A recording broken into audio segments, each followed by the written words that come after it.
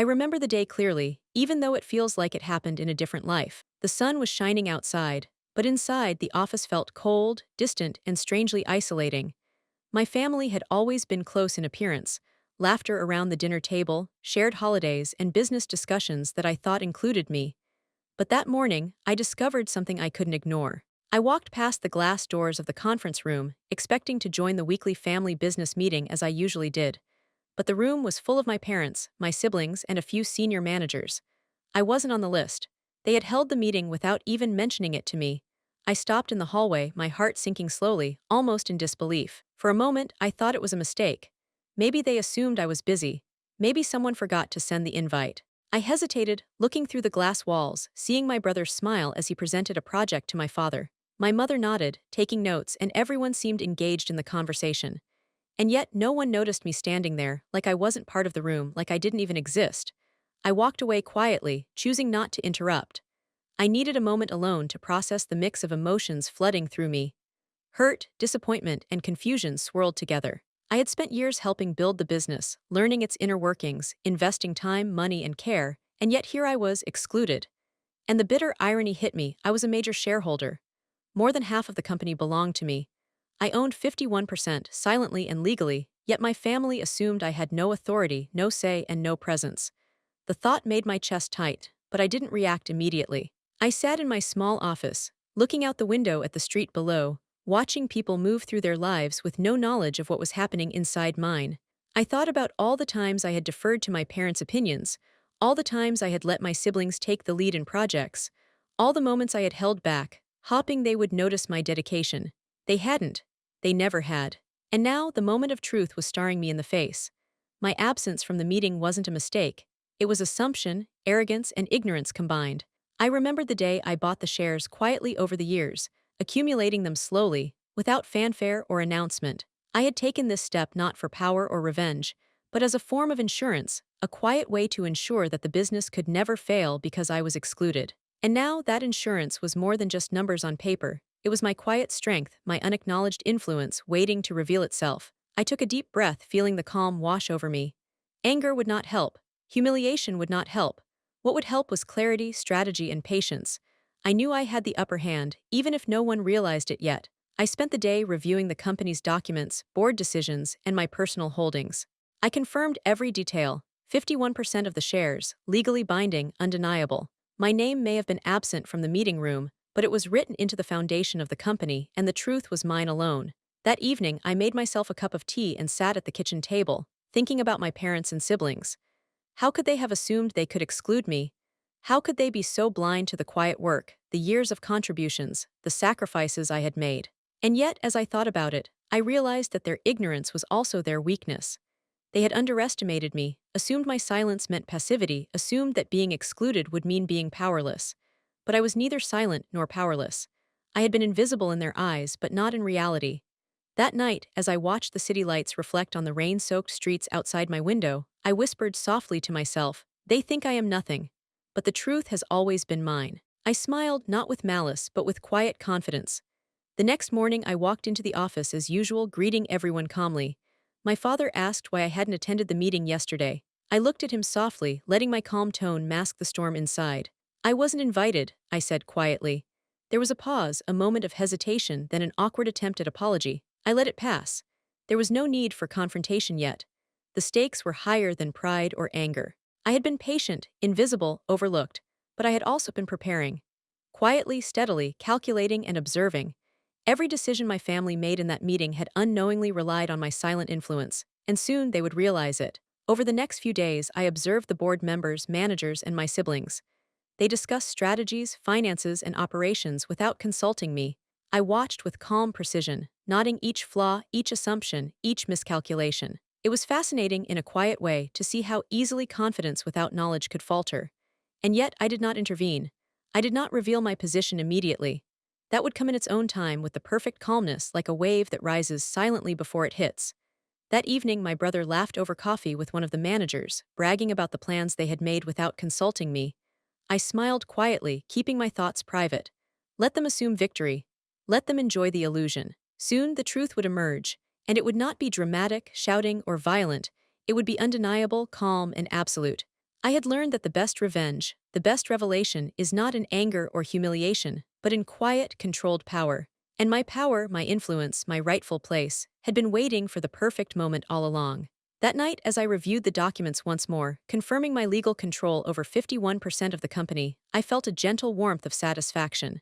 Not pride, not gloating, simply clarity.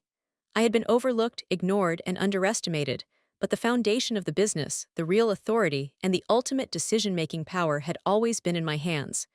And when the time came, the realization would not just be mine. My family would finally understand that their assumptions, their favoritism, and their oversight could never diminish the quiet strength of someone who had always been present, watching, learning, and preparing for the moment when truth would quietly but firmly assert itself. And as I closed the documents and leaned back in my chair, I whispered softly, almost to myself, "They may not see me now, but they will never forget this day. And when they do, it will be calm, undeniable, and complete." The days after that meeting felt heavier, but in a strange, quiet way, they also felt clearer. I walked through the office, watching the familiar faces of my family and the managers, nodding their confidence, their assumptions, their small mistakes. They didn't know I was watching. They didn't know that while they planned and debated, I held the majority of the company in my hands. Every conversation, every decision, every slight miscalculation became a lesson in patience for me. I remembered the years of being overlooked, not just in this company, but in life, in family, in moments where I had quietly contributed while others took the applause. It had been a slow, subtle humiliation, one that had never left me angry, but that had always sharpened my focus. I took notes, quietly, mentally cataloging their strategies, their flaws, their overconfidence. They believed they were making important choices, but they did not see the whole picture. They assumed that my absence from the meeting meant disinterest, that my silence meant consent, that my patience meant weakness. But none of that was true. I was not disinterested, I was preparing. I was not weak, I was steady.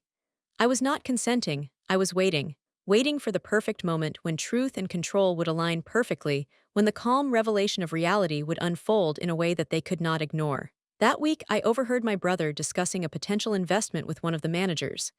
He spoke confidently, assuming that all would go smoothly, unaware that the contracts required my signature. He laughed, joked, and even dismissed minor concerns. I listened silently, letting the tension of invisibility and ignored authority build inside me quietly. It wasn't humiliation I felt now. It was anticipation, patience, and quiet power. That evening, as I returned home, I reflected on the irony of the situation. For years, my family had ignored my contributions. They had assumed that I was a secondary presence, an observer with little authority or influence. And now, unknowingly, they had constructed a system that relied entirely on my quiet involvement. I smiled softly, sipping my tea, thinking about the contrast between perception and reality. Over the next few days, I continued my silent observation. Every meeting they held without me became an exercise in learning how decisions were made, how assumptions were taken for granted, how their overconfidence could blind them to details that would eventually require my intervention. And I watched, quietly, without interruption, because I had learned a long time ago that the most effective power is silent. It doesn't demand attention, it simply exists. And when the time is right, it becomes undeniable. One afternoon, my father approached me, looking slightly concerned. "Arif," he said carefully, "we need your input on something before it becomes critical." I looked at him calmly, hiding the small smile that threatened to appear.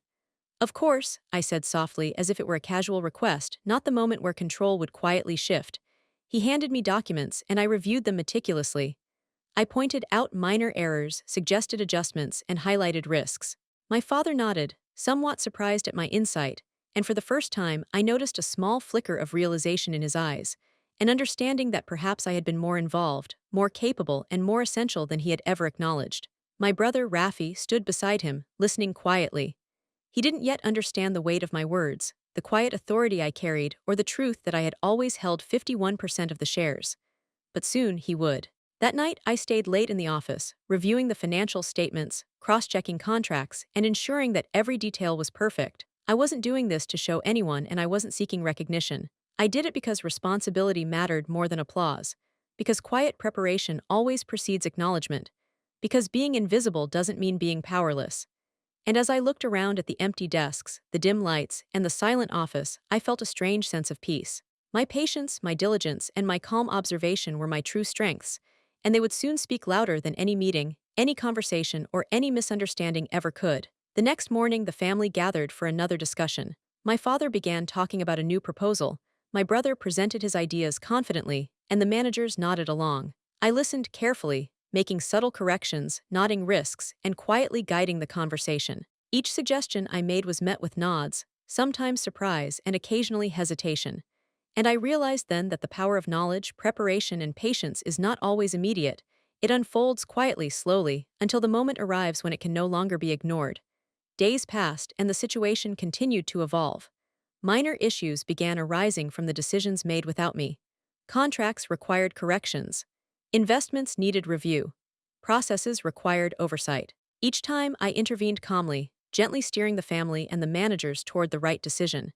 They began noticing my insights, but they did not yet know the full extent of my authority. I let them assume they were guiding me, when in reality I was quietly steering them. It was subtle, almost invisible, but completely undeniable.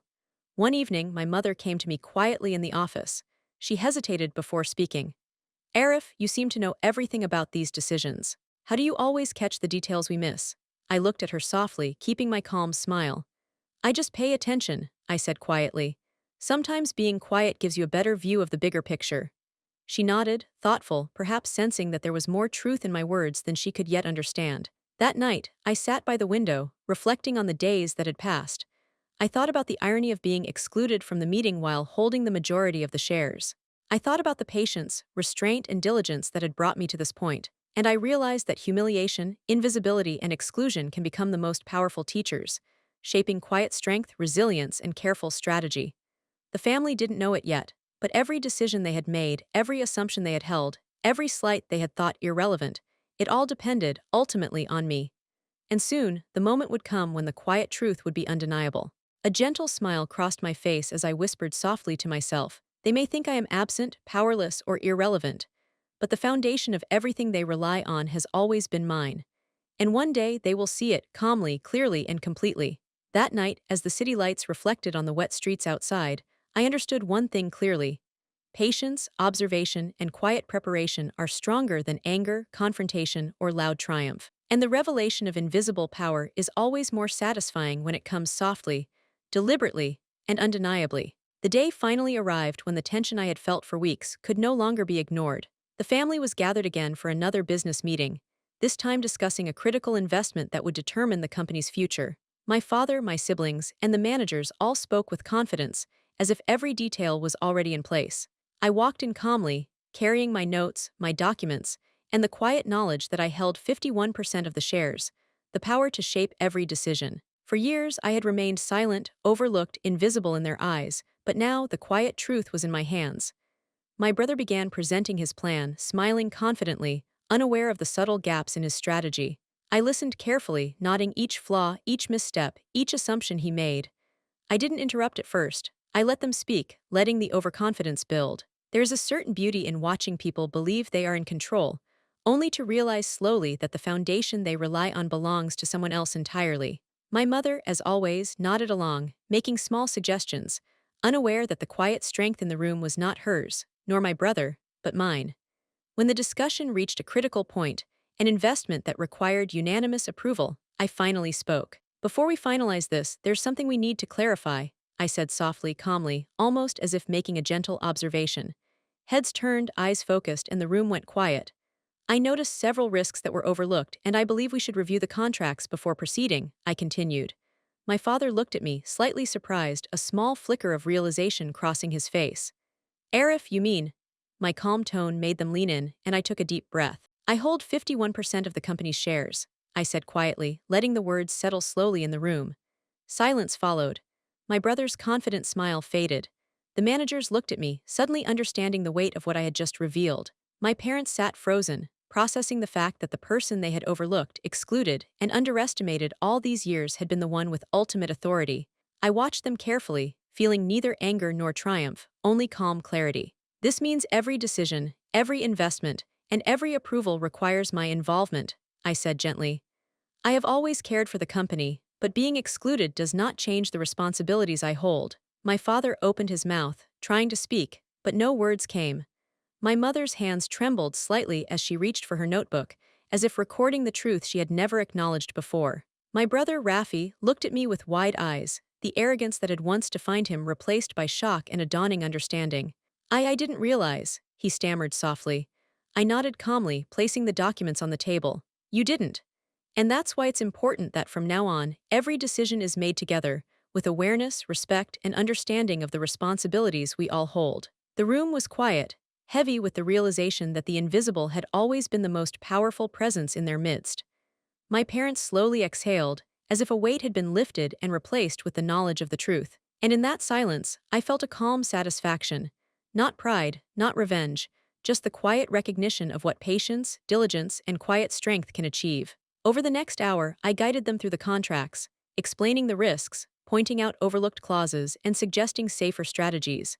Every correction, every insight was met with respect, acknowledgement, and a subtle humility I had never seen before. The golden child, my brother, who had once been praised for his confidence and assumed competence, now listened carefully, asking questions and taking notes. My parents, too, asked for clarification, understanding for the first time that their assumptions, their favoritism, and their exclusion had underestimated me for years. And yet, I did not gloat. I did not demand apologies. I simply showed them calmly that knowledge, patience, and quiet preparation cannot be ignored. By the end of the meeting, the plan had been adjusted, risks mitigated, and everyone in the room understood a simple, undeniable truth. The company's foundation, the real control, and the ultimate authority had always been in my hands. That evening, as we left the conference room, my father approached me quietly. Arif, I didn't realize. We should have seen this sooner, he said softly, almost hesitantly. I smiled gently, placing a hand on his shoulder. It's all right. What matters is that we move forward with understanding and care. My mother nodded, tears glimmering in her eyes. We've underestimated you for so long, she said, her voice barely above a whisper. But we see you now. My brother remained silent for a moment, then said softly, I've been blind, Arif, I understand now. I nodded, feeling a gentle warmth rise in my chest. This was not triumph. This was recognition, not loud, not dramatic, but undeniable, calm, and heartfelt. Over the next few days, the atmosphere in the company shifted subtly but completely. Decisions were made collaboratively, my insights were sought first, and even my brother began approaching projects with a humility and care he had never known. My parents treated me differently, not because they were forced to, but because they finally understood the quiet, steady power I had carried all along. I continued my work calmly, guiding investments, reviewing contracts, and ensuring that the company's future was secure. I no longer felt the sting of exclusion, nor the shadow of being overlooked. The revelation of my majority shares had shifted not only authority, but also understanding, empathy, and respect. And in that quiet transformation, I felt a sense of calm satisfaction that is far stronger than any loud applause or dramatic confrontation could ever provide. Late one evening, as I sat alone in my office, looking out at the city lights reflecting on the wet streets after a gentle rain, I reflected on the lessons of the past weeks. Humiliation, exclusion, and being underestimated had taught me patience, focus, and resilience. They had allowed me to prepare for the moment when truth would quietly assert itself. And now, that moment had come. The room may have been filled with surprise, hesitation, and awe, but my calmness had been the anchor. Knowledge, preparation, and quiet strength had finally spoken, and everyone had listened. I whispered softly to myself, they may have overlooked me, underestimated me, and excluded me, but quiet authority cannot be ignored. Patience, preparation, and perseverance always speak louder than assumptions and arrogance. And as I closed my notebook, feeling the calm weight of power, responsibility, and acknowledgement settle around me, I understood that this revelation was not about revenge or humiliation. It was about truth, about integrity, about quiet strength finally being recognized. And in that quiet, heartfelt moment, I felt a gentle hope for the future, a future where respect, understanding, and collaboration would guide every decision, and where being overlooked no longer meant being powerless. After that meeting, the house and the office felt subtly different, almost as if a gentle shift had taken place in the way my family perceived me. My parents no longer looked at me as the quiet observer, the overlooked child, or the one to be ignored. Instead, there was a new awareness in their eyes, a soft respect that had been missing for years. My brother Rafi, who had once carried himself with arrogance and overconfidence, now approached me differently, hesitant at first, then gradually with curiosity, humility, and an eagerness to learn. I watched him, not with triumph, but with a quiet understanding. The irony of the past, when I had been excluded from meetings, dismissed in conversations, and assumed powerless, seemed almost surreal now. And yet, I knew that the real power had always been mine, patiently held, quietly nurtured, and now gently revealed. Over the next few days, small changes began to ripple through the company. Decisions were made with consultation, plans were reviewed thoroughly, and for the first time, the family worked together as a unit, not divided by assumption or favoritism. I continued to guide them calmly, without demanding recognition, letting my actions speak for the years of silent preparation I had invested. I noticed my father glancing at me occasionally, silently acknowledging the dedication he had failed to notice before. My mother, too, seemed lighter, more reflective, and more thoughtful in her approach, perhaps understanding for the first time the quiet strength that had always existed within me. And Rafi, he began to ask questions, listen more carefully, and admit when he didn't know something. There was a gentle transformation in him, not forced, not dramatic, but undeniable. One evening, as the office emptied and the city lights glimmered through the windows, I stayed behind to review a few documents. Rafi came in quietly, holding a cup of tea, and sat beside me. Arif, he said softly, almost hesitating, I've never thanked you properly for everything. I always assumed. I don't know, but now I see how much you've done for all of us. I smiled gently, placing a hand on his shoulder. You don't need to thank me, I said softly. What matters is that we learn, grow, and work together. That's how any family, any business survives. He nodded, the weight of understanding and humility settling in his eyes. Later, my parents joined us in the office. My father spoke first, his voice quiet and reflective. Arif, we've been blind. We didn't see your patience, your dedication, your quiet guidance. We assumed you were invisible, but the truth is, we underestimated you. I felt a calm warmth in my chest, not pride, not vindication, but relief. Relief that finally, without anger or confrontation, they could see the truth. My mother reached out and held my hand, a simple gesture of acknowledgement, care, and reconciliation. We are sorry for not noticing sooner, she said gently. We are proud of you now, in the way we should have always been.